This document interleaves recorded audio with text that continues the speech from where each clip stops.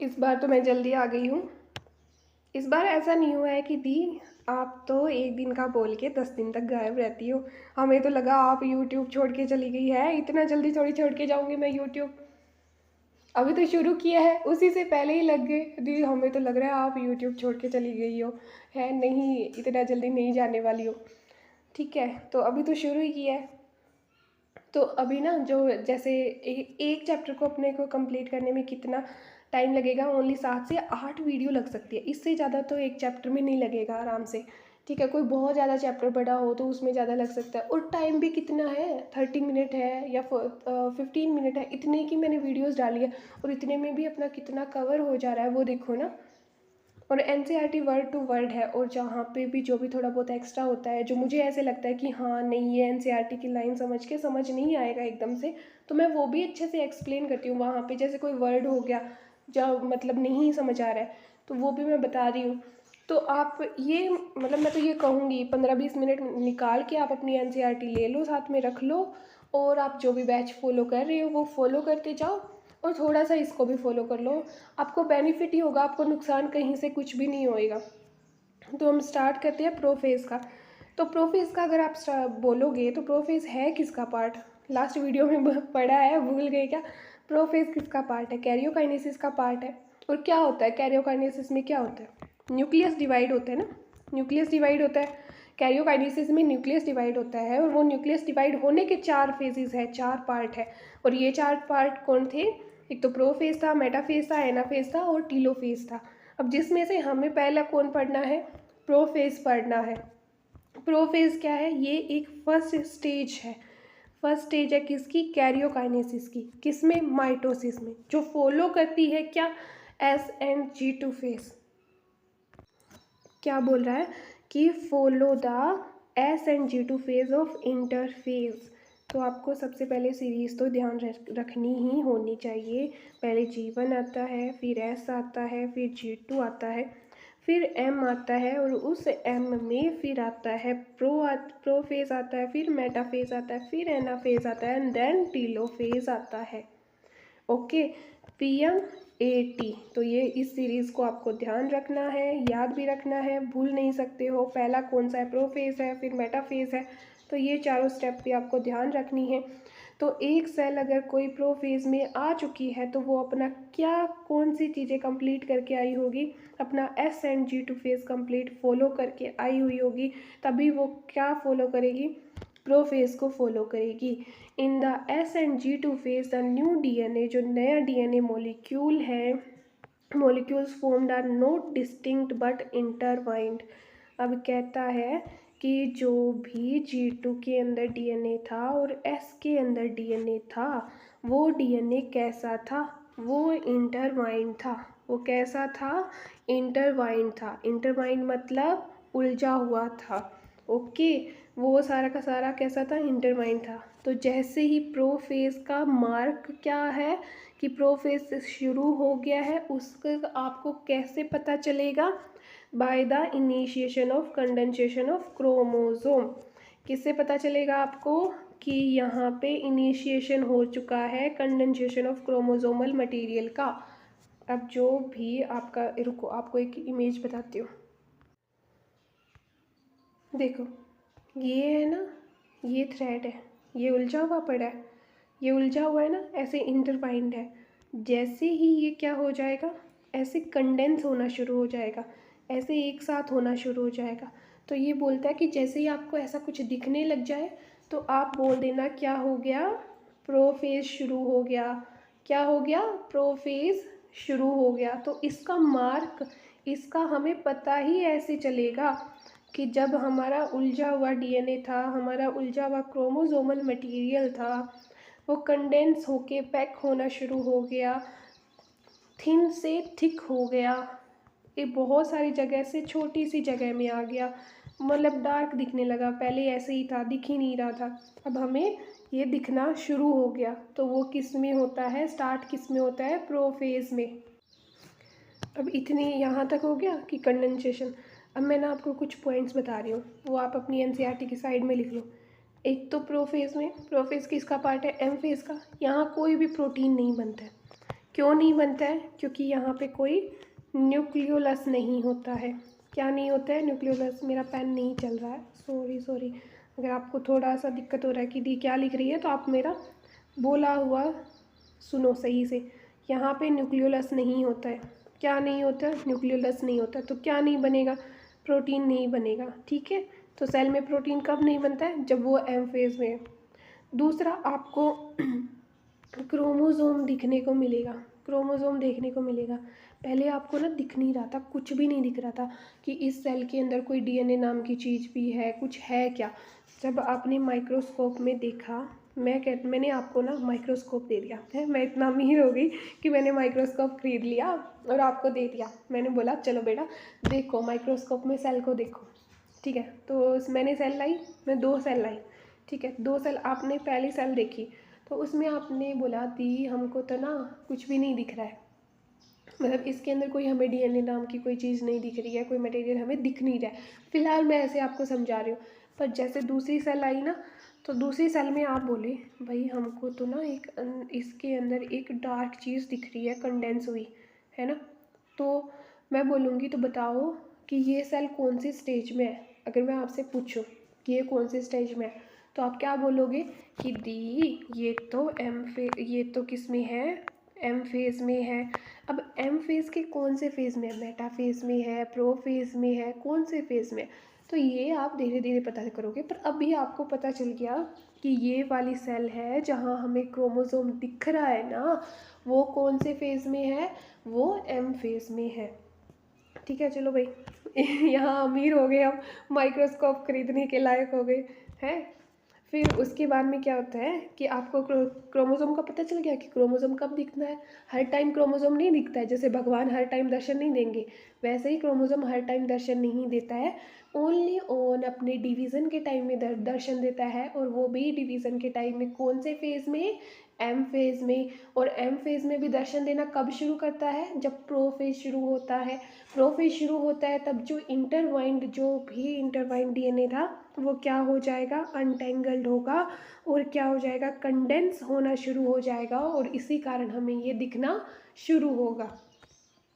Next NCERT में लिखा है सेंट्रोसोम। अब आपको सेंट्रोसोम का स्ट्रक्चर सही से बता देती हूँ मैं। सेंट्रोसोम और सेंट्रियोल में क्या डिफरेंस है, और सेंट्रोसोम बना हुआ किससे होता है, और इसका क्या काम होता है। ठीक है, पहले इसका स्ट्रक्चर देखो।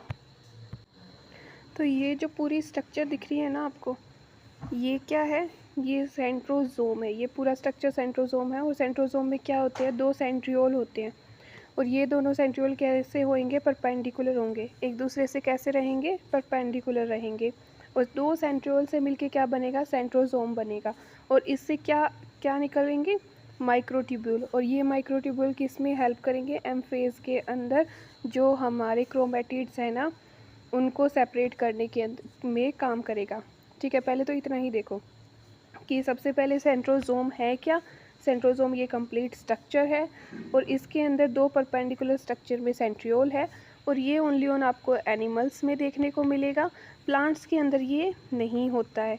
प्लांट्स के अंदर ये कभी भी आपको नहीं मिलेगा। अगर एनिमल्स में और प्लांट में डिफरेंस की बात भी करें, तो सेंट्रियोल हमें कहाँ देखने को मिल रहा है? ओनली ऑन एनिमल्स में देखने को मिल रहा है। जो आप ये 9th क्लास में पढ़ चुके हो, तो ये तो बहुत पहले की बात है, पर आपको फिर भी मैंने रिकॉल करवा दिया है। Centrosome, centriole, microtubule. अब नेक्स्ट देखो एनसीईआरटी क्या कहती है। तो एनसीईआरटी नेक्स्ट क्या बोल रही है कि द सेंट्रोसोम विच हैड क्या कहाँ पे है? Undergone duplication during S phase. Centrosome कब डुप्लीकेट हुआ था? एस फेज़ में डुप्लीकेट हुआ था। हमने देखा था कि साइटोप्लाज्म के अंदर जितनी भी चीज़ें हैं ना, वो डुप्लीकेट हो रही थी या तो G1 में या G2 में डुप्लीकेट होती जा रही थी, मतलब बढ़ती जा रही थी। पर जो भी डीएनए था हमारा, और एक सेंट्रियोल था जो सेंट्रोसोम है, ये कहाँ डुप्लीकेट हो रहे थे? ये एस फेज़ में डुप्लीकेट हो रहे थे। तो यही बोल रहा है कि जो आपका सेंट्रोसोम है जो कि डुप्लीकेट हुआ था एस फेज़ के अंदर ऑफ इंटरफेज़। ठीक है, now begin to move towards the opposite pole. तो ये जब प्रो फेज़ आती है, तब ये सेंट्रियोल कहाँ जाना शुरू कर देगा? अपोजिट पोल की तरफ जाना शुरू कर देगा। The completion of prophase can this be mark by the following characteristic event. अब काफ़ी सारे इवेंट है, ये 3 इवेंट्स है जिनके थ्रू हम बता सकते हैं कि अब हमारा प्रो फेज़ है वो कंप्लीट हो चुका है और प्रो फेज़ में हमारे ये काम है वो कंप्लीट हो चुके हैं। तो आपको पहले ही सेंट्रोसोम का पता चला, सेंट्रोसोम में क्या होता है, सेंट्रियोल होता है ये पता चला, किस में होता है किस में नहीं होता है ये पता चला, कहाँ पे डुप्लीकेट होता है, एस फेज़ में होता है ये भी आपको पता चल गया, एस फेज़ में ये डुप्लीकेट होता है। अब यहाँ पे पहले हमारे पास एक सेंट्रियोल था, 2 सेंट्रियोल आ गए, ये एक सेल के अंदर एक पास पड़े हैं। अभी क्या हो गया, एक इधर जा रहा है, एक ये दोनों किधर, एक इस पोल पे है और दूसरा इस पोल पे है, दोनों अपोजिट पोल पे हैं।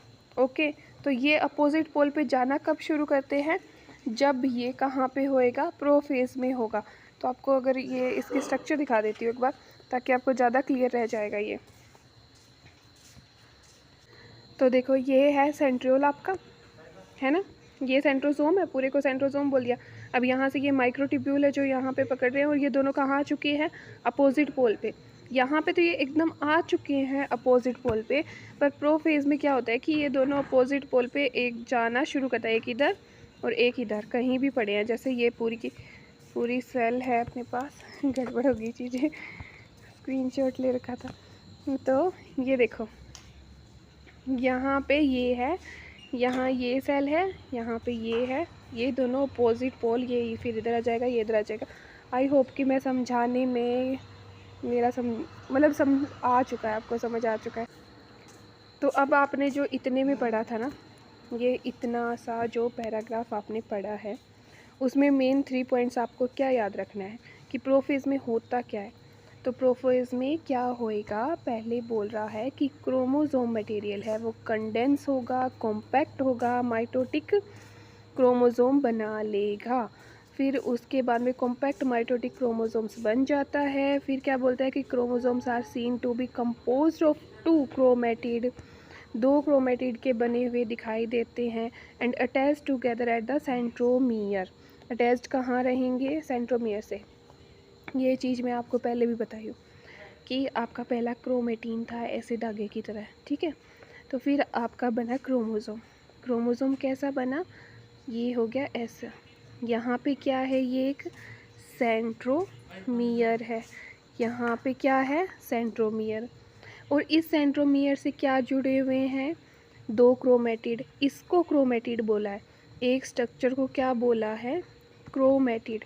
और ये वाला भी क्या है, क्रोमेटिड। और ये इसका क्या है, सिस्टर क्रोमेटिड। क्या रहेगा ये, सिस्टर क्रोमेटिड। तो आपको ये दोनों यहाँ पे दिखाई देता है ना, क्रोमोसोम दिखाई देता है।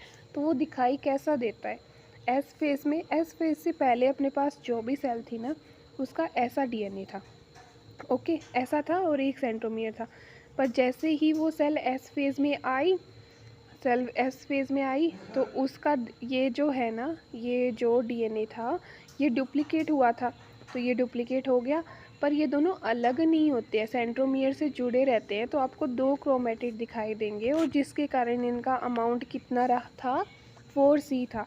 तो यही ये बोलता है कि आपको जो प्रो फेज़ में दिखाई देगा ना, जो डीएनए दिखाई देगा, तो वो कैसा दिखाई देगा, आपको chromosome are seen composed of 2 chromatid. आपको कैसा दिखाई देगा, 2 क्रोमेटिड आपको वहाँ दिखाई देंगे, एक क्रोमेटिड दिखाई नहीं देगा, क्योंकि अब तक प्रो फेज़ में आपके क्रोमेटिड सेपरेट नहीं हुए हैं। फिर अटैच टुगेदर द सेंट्रोमियर, और ये किससे अटैच रहेंगे, सेंट्रोमियर से अटैच रहेंगे। अब ये जो सेंट्रोसोम है, नेक्स्ट अपने ने यहाँ पे पढ़ा था सेंट्रोसोम के बारे में, इधर इस पैराग्राफ में पढ़ा था, तो वही नेक्स्ट पॉइंट है। चलो आपको पहला पॉइंट क्लियर हो गया।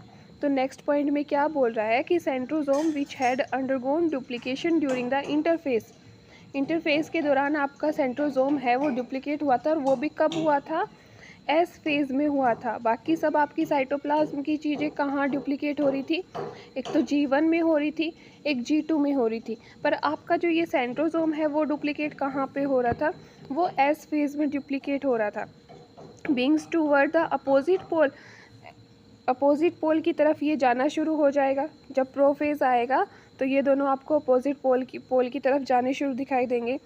ईच सेंट्रोसोम, हर एक जो सेंट्रोसोम है वो क्या करेगा, radiate out the microtubules called the aster. अभी अभी आपको मैंने उस स्ट्रक्चर में दिखाया था कि ये दो सेंट्रियोल है जो एक दूसरे से 90 डिग्री पे है, ये कंप्लीट सेंट्रोसोम है और यहाँ से क्या निकल रहे हैं, माइक्रोट्यूब्यूल्स निकल रहे हैं। और इन माइक्रोट्यूब्यूल्स को क्या कहा है, एस्टर बोला है।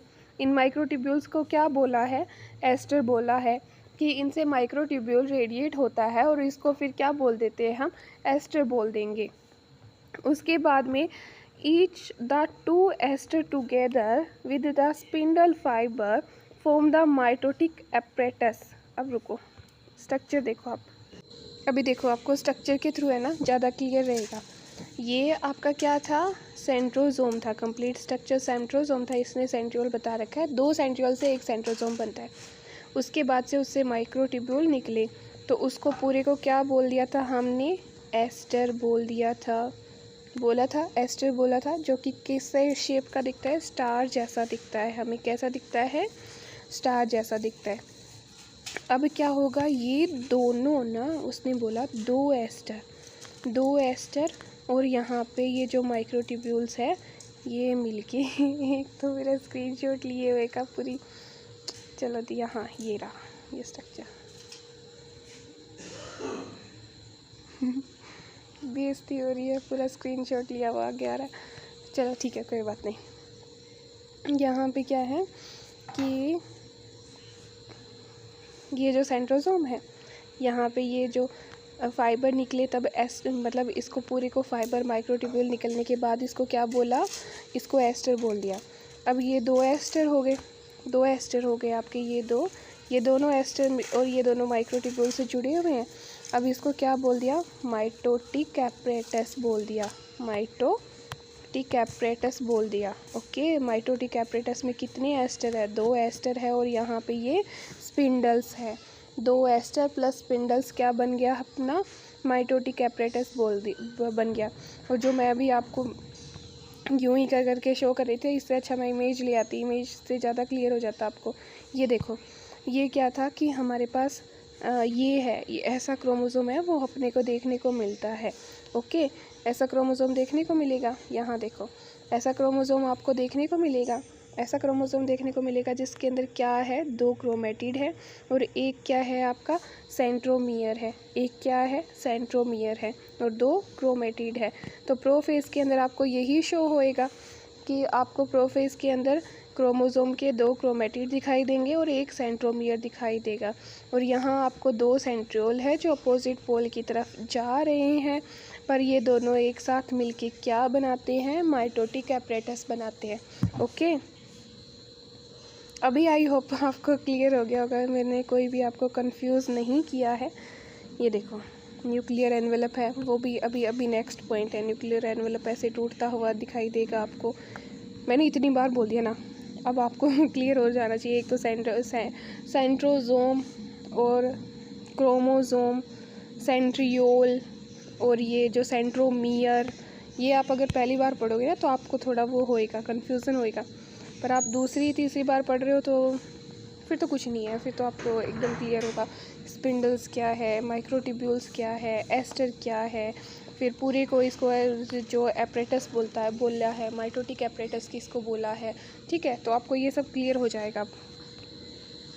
अब नेक्स्ट एक पॉइंट और देखो कि ये क्या बोल रहा है कि जो सेल है आपको एंड में दिखेगा, प्रोफेज के स्टार्टिंग में तो चलो जो भी था, एंड में आपको दिखेगा, वो क्या दिखेगा, अंडर द माइक्रोस्कोप। देखना तो माइक्रोस्कोप के थ्रू ही देख पड़ेगा, आपकी अपनी आंखों से नहीं देख सकते आप। ठीक है, क्या नहीं दिखाई देगा, गोल्जी बॉडी नहीं दिखाई देगी। ठीक है, गोल्जी कॉम्प्लेक्स, एंडोप्लाज्मिक रेटिकुलम और आपको न्यूक्लियोलस और न्यूक्लियर एनवेलप है वो नहीं दिखाई देगा। आपको क्या नहीं दिखाई देगा, अब ऐसे मत बोलना कि न्यूक्लियर एनवेलप कहीं और जाके डिसअपियर होगा, ये प्रोफेज में डिसअपियर हो गई है।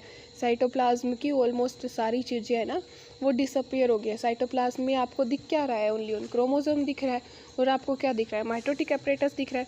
देखो यहाँ पे अगर माइटोटिक एपरेटस मैंने उधर बताया था, ये देखो दो एस्टर टुगेदर मिलके और जो स्पिंडल फाइबर मिलके क्या बना रहे हैं, माइटोटिक एपरेटस बना रहे हैं।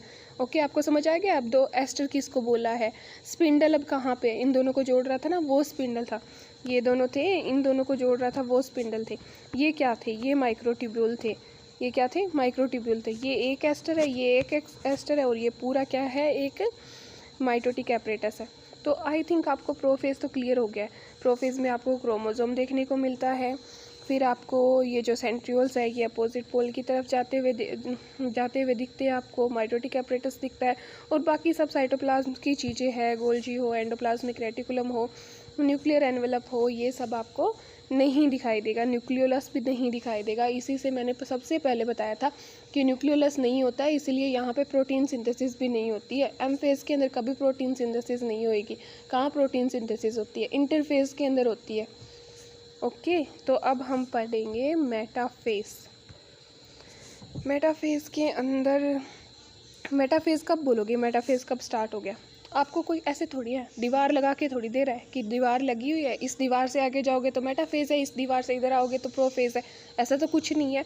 तो आप बोलोगे जब भी इसकी न्यूक्लियर एनवेलप एकदम एकदम एकदम मतलब चली गई, मतलब हट ही गई, तो क्या होएगा, अब मेटाफेज़ शुरू हो गया है। अब इसकी कौन सा फेज़ शुरू हो गया है, मेटाफेज़ शुरू हो गया। ओके, तो पहली लाइन तो आपने यही अच्छे से पता चल गया कि एम फेज़ है वो स्टार्ट ही कब हुआ है, जब आपकी न्यूक्लियर एनवेलप है वो डिसइंटीग्रेशन हो गया है, मतलब टूट गया है। ये मतलब ये ऐसे टूट गई है और एकदम ही गायब हो चुकी है। ठीक है, डिसअपीयर ही हो चुकी है। उससे हो गया। फिर है मतलब ये इससे पता चलता है कि सेकंड फेज़ माइटोसिस का स्टार्ट हो गया। फर्स्ट फेज़ क्या था, प्रोफेज़ था। सेकंड फेज़ क्या है, मेटाफेज़ है। मेटाफेज़ कब स्टार्ट हुआ है, आपको कब पता चला है, जब जो भी सेल थी उसके अंदर जो न्यूक्लियस था, उसकी जो न्यूक्लियर एनवेलप है वो एकदम एकदम एकदम ही गायब हो गई। तब आपको पता चला कि एम फेज़ शुरू हो गया है। Hence the chromosome are separate chromosome are separate through the cytoplasm of the cell. अब ये कहाँ आ गए हैं, ये अब न्यूक्लियस जो आपका जो क्रोमोसोम था, ये आपका क्रोमोसोम है, ये अब न्यूक्लियस में ना रह के कहाँ पे, अब ये न्यूक्लियस में ना रह के आपको कहाँ मिलेगा, साइटोप्लाज्म में मिल जाएगा। अब ये बोल रहा है कि सेपरेट थ्रू द साइटोप्लाज्म। अब इसका मतलब ये नहीं है कि आप बोल दो कि ये बिखरा पड़ा है, इधर उधर पड़ा है, या फिर इधर उधर घूम रहा है, साइटोप्लाज्म के अंदर तैर रहा है, ऐसा कुछ भी नहीं होगा। ये एक सिमेट्रिकल वे के अंदर ऐसे प्रेजेंट रहेगा, मतलब एकदम अच्छे से प्रेजेंट रहेगा, इधर उधर भागेगा नहीं। फिर देखो ये सब कुछ बताएगा, अभी बताएगा सब कुछ, एक एक लाइन के थ्रू ये क्लियर करेगा। एक तो ये देखना खराब सा हो जाता है। उसके बाद में क्या बोलता है कि by this stage condensation of chromosome is completed and then can be observe clearly under the microscope. अब देखो कंडेंसेशन आपका कहाँ शुरू हुआ था, कंडेंसेशन शुरू हुआ था प्रोफेज़ में शुरू हुआ था कंडेंसेशन। पर वो कंडेंसेशन शुरू हुआ था, वहाँ पे आपको क्रोमोसोम दिखने शुरू हो गए थे। उसने क्लियरली बोला था कि आपको क्रोमोसोम कैसा दिखेगा, 2 क्रोमेटिड के साथ दिखेगा। आपको क्रोमोसोम कैसा दिखेगा, 2 क्रोमेटिड के साथ दिखेगा, 2 क्रोमेटिड के साथ दिखेगा। पर ये एकदम अगर आपको पूछा जाए ना कि एकदम क्लियर कब विजिबल हुआ है, एकदम क्लियरली कंडेंस कब हुआ है, एकदम कंडेंस कब हुआ है, तो आप वो बोलोगे कि वो मेटाफेज़ में कंडेंस हुआ है, कि एकदम ही क्लियरली कंडेंस हुआ है, वो मेटाफेज़ में हुआ है। आपने माइक्रोस्कोप में देखा। उसके बाद में बोलता है कि this stage which morphology of chromosome is most easily study. आपको ये लाइन भी अब याद रखनी है, ध्यान रखना है कि आप मोर्फोलॉजी, क्रोमोसोम की मोर्फोलॉजी कहाँ पढ़ोगे। आप अगर आपको क्रोमोसोम के बारे में कुछ भी पढ़ना है, क्रोमोसोम का स्ट्रक्चर जानना है कैसा नहीं है, तो आप हर टाइम ऐसी सेल लोगे जो डिवाइड कर रही हो और वो अपने मेटाफेज़ में हो, वहाँ का आप क्रोमोसोम स्टडी करना ज़्यादा प्रेफरेंस दोगे। उसकी मोर्फोलॉजी के लिए आप कौन सी फेज़ का क्रोमोसोम लोगे, मेटाफेज़ का। किस लिए, मोर्फोलॉजी स्टडी के लिए। मोर्फोलॉजी में क्या आ जाएगा, मॉर्फोलॉजी में उसका शेप आ जाएगा, उसका साइज़ आ जाएगा, मतलब वो बाहर से कैसा दिख रहा है, वो थिक है, थिन है, कैसा स्ट्रक्चर है, कितना बड़ा है, कितना नहीं है, उसके अंदर और क्या क्या है, ठीक है। उसके बाद में this is then stage which morphology of the chromosome is most easily studied. At this stage metaphase chromosome is made up of two sister chromatid. अब यहाँ पे क्या है कि दो सिस्टर, देखो दो सिस्टर एक क्रोमेटिड तो आपकी एस फेज़ में ही बन गई थी। वो अलग बात है कि आपको एस फेज़ में दिखाई नहीं दे रहा था क्योंकि वो क्रोमेटिन की फॉर्म में थी। अब ना क्रोमेटिन हो गया, क्रोमेटिड हो गया, क्रोमोसोम हो गया, सेंट्रोमियर हो गया, और क्या हो गया, सेंट्रोसोम हो गया, और सेंट्रियोल हो गया। अब ये इतने सेम से वर्ड है ना, इतने सारे सेम से वर्ड है, तो आप ना क्लियरली इनका डिफरेंस पहले तो लिख लो साइड में। अगर आप फर्स्ट टाइम स्टडी कर रहे हो तो नो डाउट आपको यहाँ पे कन्फ्यूज़न होगा कि दी सेंट्रियोल क्या है, सेंट्रोसोम क्या है, सेंट्रोमियर क्या है, क्रोमेटिड क्या है, क्रोमेटिन क्या है, और क्रोमोसोम क्या है। तो मैंने इतनी बार ये सब चीज़ें बताई है, तो आप ना साइड में ये सारे वर्ड लिख के और इनको ना एक एक करके लिख दो कि हाँ दी सेंट्रियोल ये था, सेंट्रियोल से मिलके सेंट्रोसोम बना था, और हमारा क्रोमेटिन ऐसा था, क्रोमेटिन से क्रोमोसोम कंडेंस होके क्रोमोसोम बना, और सेंट्रोमियर इस क्रोमोसोम के ऊपर रहता है, सेंट्रोसोम यहाँ साइटोप्लाज्म में रहता है। सेंट्रोसोम कहाँ रहता है, साइटोप्लाज्म में रहता है। सेंट्रोसोम हो गया, सेंट्रोसोम के अंदर सेंट्रियोल होता है, सेंट्रोसोम में क्या होता है, सेंट्रियोल होता है। तो मैंने फिर से बता दिया, आप फिर से लिख लो इसको, ओके।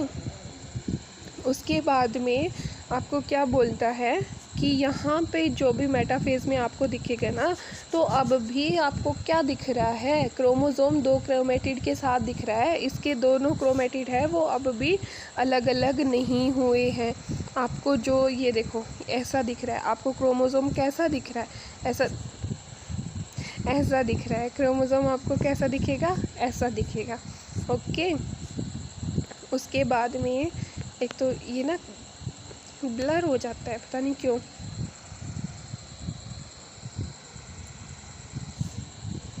ये सिस्टर क्रोमेटिड हो गए विच held together by the centromere, और वो दोनों किन से जुड़े रहेंगे, सेंट्रोमियर। एक तो ये मैंने सेंट्रोमियर इतनी बार बताया है ना, अब गलत किया तो मैं मुक्का मार दूँगी।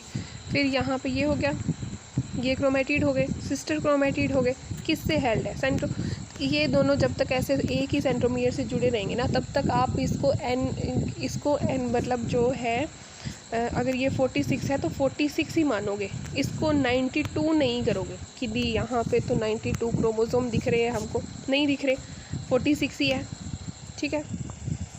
उसके बाद में यहाँ पे which held together by the centromere, small disc shape का एक स्ट्रक्चर होता है सरफेस पे, किसकी सरफेस पे, सेंट्रोमियर की सरफेस पे, जिसको काइनेटोकोर कहते हैं। स्मॉल डिस्क शेप का है, और क्या बोलेंगे इसको, काइनेटोकोर बोलेंगे। कहाँ पे प्रेजेंट है, सेंट्रोमियर पे प्रेजेंट है। बेचारे तुम पहले से कंफ्यूज थे सेंट्रियोल, सेंट्रोसोम और इनको लेके, अब ये काइनेटोकोर फिर आ गया। अब बोलो, पहले आपको यही कन्फ्यूज़न थी सेंट्रोमियर कहाँ है, अभी सेंट्रोमियर पे भी काइनेटोकोर है। आपको ये भी ध्यान रखना होगा काइनेटोकोर किधर है। तो ये अब इस काइनेटोकोर का फंक्शन क्या है, चलो सेंट्रोमियर तो क्या काम कर रहा था, क्रोमेटिड्स को दोनों को साथ में रख रहा था ना। अब इस सेंट्रोमियर के ऊपर बैठा है काइनेटोकोर। अब इसका काम क्या है, आपको ये भी स्टडी करना पड़ेगा। तो काइनेटोकोर एक बार समझ आ गया, काइनेटोकोर क्या है, कहाँ प्रेजेंट है। तो काइनेटोकोर ये जो क्रोमेटिड है ना, ये जो हमारा क्रोमोसोम है, क्रोमोसोम दो क्रोमेटिड से मिला हुआ है, दो क्रोमेटिड से बना हुआ है। उसके ऊपर फिर क्या है, एक हमारा क्या है, सेंट्रोमियर है। उसी सेंट्रोमियर के ऊपर क्या होता है, उसी सेंट्रोमियर पे एक काइनेटोकोर होएगा। और ये काइनेटोकोर किससे बना होता है, प्रोटीन से बना हुआ है। अगर आपसे पूछा जाए कि काइनेटोकोर कैसा स्ट्रक्चर है, किससे बना हुआ है, तो आप बोलोगे कि ये प्रोटीन से बना हुआ है। और काइनेटोकोर जो है, काइनेटोकोर चलो सेंट्रोमियर पे है, ये हो गया प्रोटीन का हो गया। किस शेप का है, शेप भी पूछेगा तो शेप पूछेगा तो आप बोलोगे डिस्क शेप का है। कैसा है, डिस्क शेप का है। अब इसका काम क्या है, क्यों है ये सेंट्रोमियर पे, क्यों, मतलब क्या मतलब है। एक तो हमें पहले से आपने बोला कि क्रोमोसोम था, क्रोमोसोम के दो क्रोमेटिड है, उसके बाद में सेंट्रोमियर बताया आपने सेंट्रोमियर बता के आप बोल रहे हो क्रोमेटिड भी है। क्यों लगाया है क्रोमेटिड, लगाया क्यों है, इसका काम क्या है? इसका काम आप ऐसे समझो, कोई रस्सी है, उस रस्सी के ऊपर एक हुक होएगा ना, वो हुक क्या काम करता है? वो पकड़ने का काम करेगा। हुक क्या काम करेगा? कोई भी चीज़ को पकड़ने का काम करेगा, ग्रिप का काम करेगा। तो वही काम किसका है? वही काम काइनेटोकोर का है। तो काइनेटोकोर क्या करेगा कि जो हमारा यहाँ पे एस्टर था, एस्टर से क्या निकल रहे थे? माइक्रोट्यूब्यूल निकल रहे थे। वो माइक्रोट्यूब्यूल या फिर आप बोल सकते हो स्पिंडल फाइबर निकल रहे थे। वो स्पिंडल फाइबर किससे अटैच होंगे? आके काइनेटोकोर से अटैच होंगे। काइनेटोकोर से अटैच होंगे और फिर इसको कहाँ पे, मतलब अपने को सेल को तोड़ना है ना, इस सेल के अंदर से इनको, मतलब इस सेल को तोड़ना है अपने को, इस सेल से 2 सेल बनानी है। तो सबसे पहले तो इसके यही 2 क्रोमेटिड को तोड़ना होगा। तो ये दोनों साइड से क्या करेगा कि हुक कर लेगा, और हुक करके ये स्पिंडल से जुड़ जाएगा। जैसे एक रस्सी से हम कोई चीज़ को खींचते हैं ना, तो वैसा ही यहाँ पे इसका काम हो जाएगा। पर जो स्पिंडल है वो डायरेक्ट सेंट्रोमियर से ना जुड़ के किससे जुड़ेगा? काइनेटोकोर से जुड़ेगा।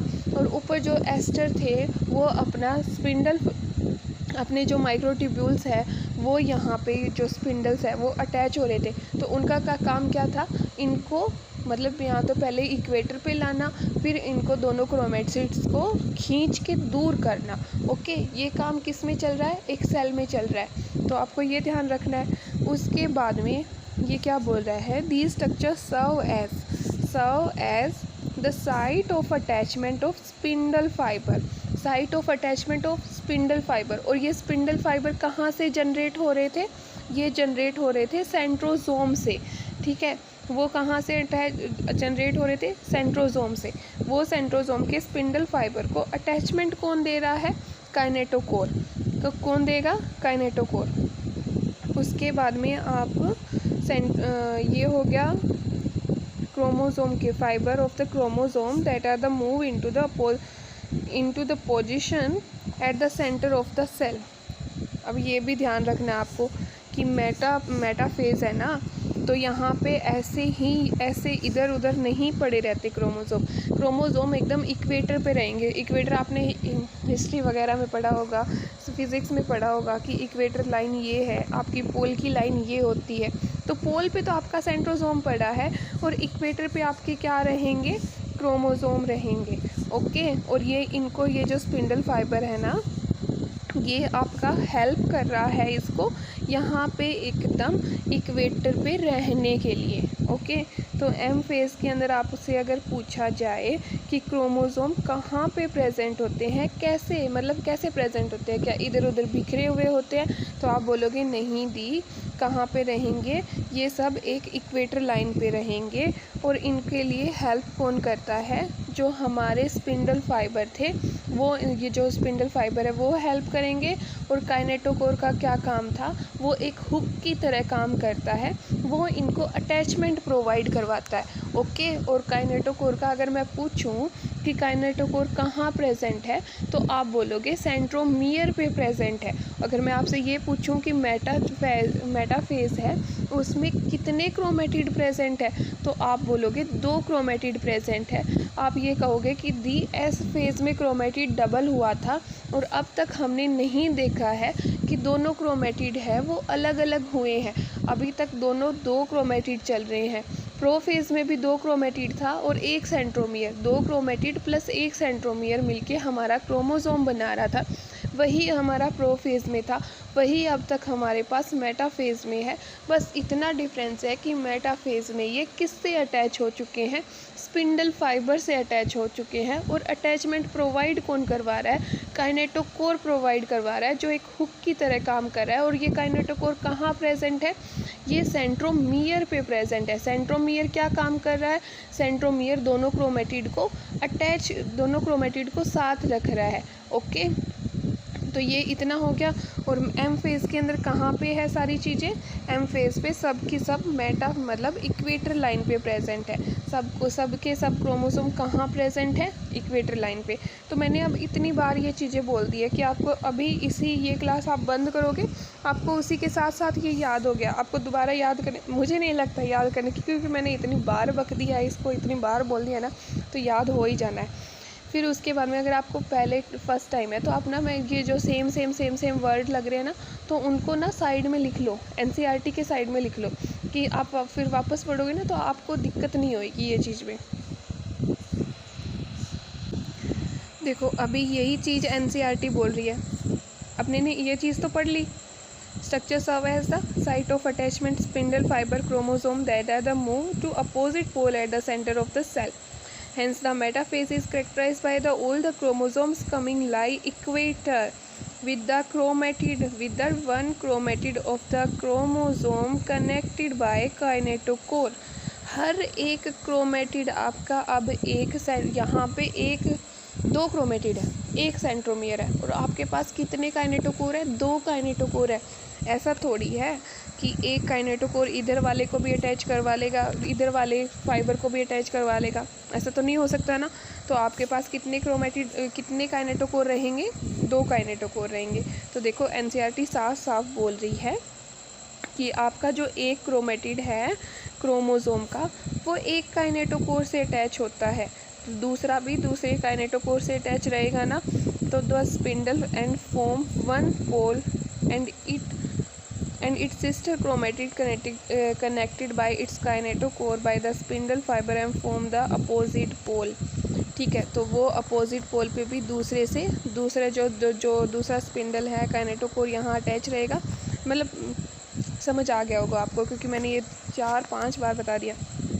ऐसे करेंगे तो लेक्चर बहुत बड़ा हो जाएगा, और आप पहले ही देख के छोड़ दो कि दीदी ने तो इतने पार्ट्स में लेक्चर ले रखे हैं, इतने बड़े ले रखे हैं, पता नहीं क्या क्या पढ़ा रखा होगा। ऐसा तो कुछ नहीं है। फिर kinetochore of the spindle fibre form the pole and its sister chromatid connected by the kinetochore. हो गया इतना। अपोजिट पोल मतलब एक साइड ये, एक साइड ये, एक साइड, 2 साइड, दोनों साइड किससे अटैच होंगे, 2 काइनेटोकोर होंगे। दोनों काइनेटोकोर अपोजिट पोल बनाएंगे एंड दोनों के दोनों किससे अटैच होंगे, स्पिंडल फाइबर से अटैच होंगे। अब इनका क्या काम रहेगा, the plane of alignment of chromosome at the metaphase is refers to as the metaphase plate। अब जो अलाइनमेंट हो गई है इनकी इक्वेटर प्लेन पे, ये जो अलाइनमेंट हो गई है, इसको आप क्या बोलोगे, मेटाफेजिक प्लेट बोलोगे। इसको क्या बोलोगे आप, मेटाफेज प्लेट बोलोगे। अब उसके बाद में की फीचर क्या है, मेटाफेज के की फीचर क्या है, आप कैसे जानोगे।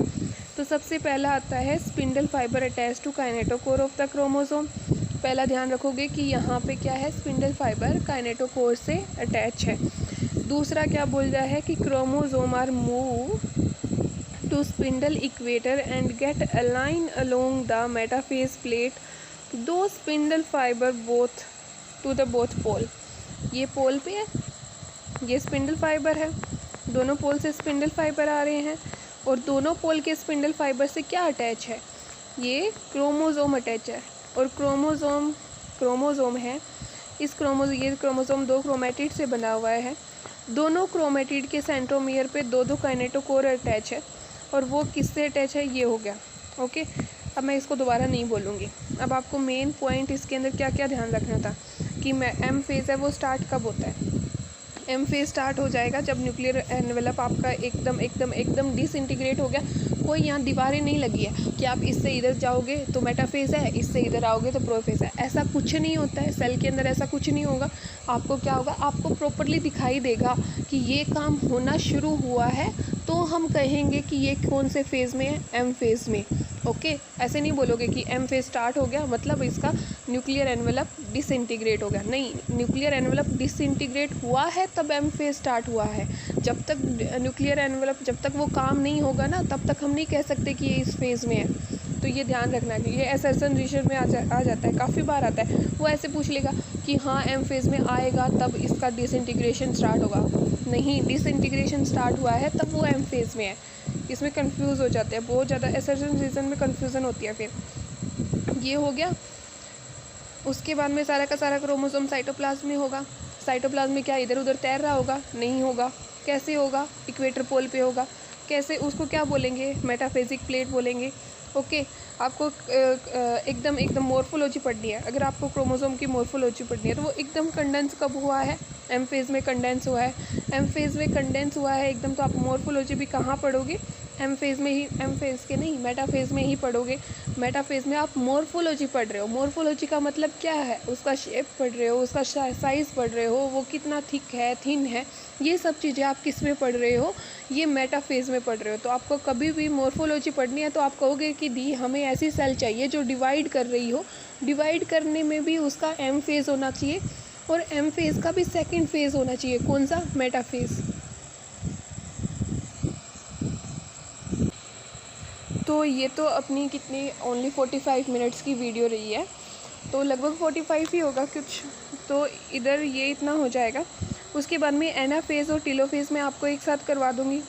फिर साइटोकाइनेसिस और ये जो सिग्निफिकेंट जो माइटोसिस है वो एक साथ करवा दूँगी। फिर रहेगा मियोसिस। मियोसिस है वो भी 2 दिन चलेगा। मियोसिस 2 दिन चलेगा। मियोसिस होने के बाद ऑलमोस्ट कंप्लीट हो जाएगा। अब तो चैप्टर ज़्यादा रहेगा नहीं, एकदम ही नहीं रहेगा। तो मियोसिस 2 दिन में कंप्लीट हो जाएगा। तो 2 ये हो गए, 2 ये हो गए, तो 4 दिन और अपना चैप्टर चलेगा। तो इतना अगर हम वैसे लॉन्ग बैचेस के अंदर देखें तो चैप्टर चलता है 15 दिन। 15 दिन चैप्टर चलता है। अपना हाफ डे ही, मतलब उसका हाफ ही चला, और जिसमें मैंने एनसीईआरटी की हर एक लाइन को समझाया, एक एक वर्ड बताया, आप कहाँ कंफ्यूज हो सकते हो ये बताया, असर्जन रीज़न में आपको कौन सी लाइन पे कंफ्यूजन हो सकती है वो बताया। क्योंकि होती है कन्फ्यूज़न, हम पढ़ लेते हैं पर फिर उसके बाद में जब हम क्वेश्चंस पे जाते हैं तो वहाँ पे अपने को एक तो नाम में कन्फ्यूज़न होएगी, दूसरा ऐसे है कि इसका ये रीज़न है, इसका होगा नहीं होगा। पहले तो हम ऐसे ही एनसीईआरटी को रीड कर लेते हैं, फिर दोबारा टेस्ट के बाद में दोबारा रीड करने का टाइम नहीं रहता। तो इससे अच्छा है ना कि हम पहले स्टार्टिंग में ही एनसीईआरटी को बहुत अच्छे से रीड कर लें, और आपका लॉस तो कुछ भी नहीं है। आप डेली अपना बैचेस है जो भी है उसको फॉलो करते जाओ, और जो भी एनसीईआरटी की सीरीज़ मैं ला रही हूँ, नो डाउट मैं कम्प्लीटली एनसीईआरटी को क्लियर करवाने वाली हूँ। तो जो भी है रहेगा 30 मिनट की, 45 मिनट्स की यही वीडियो आती रहती है। एक दिन आती है, कभी आती भी नहीं है, तो उसमें आपका कोई ज़्यादा तो टाइम का लॉस है नहीं। स्टडी से रिलेटेड आप करते जाओगे तो आपके लिए ही अच्छा रहेगा। तो नेक्स्ट करते हैं। नेक्स्ट 4 दिन में अपना चैप्टर कंप्लीट हो जाएगा। फिर अपने जो 2 चैप्टर रहते हैं जो अपने ने हाफ छोड़े थे, वो चैप्टर भी कंप्लीट करवा देंगे, फिर नेक्स्ट चैप्टर पे जाएंगे। तो ओके, थैंक यू, बाय। और अगर आपने सब्सक्राइब नहीं किया है तो सब्सक्राइब कर लो, और कुछ भी आपको ऐसा कंटेंट है कि दी हमको इससे एक्स्ट्रा और जानना है, मतलब पता करना है, तो आप बता सकते हो कमेंट में।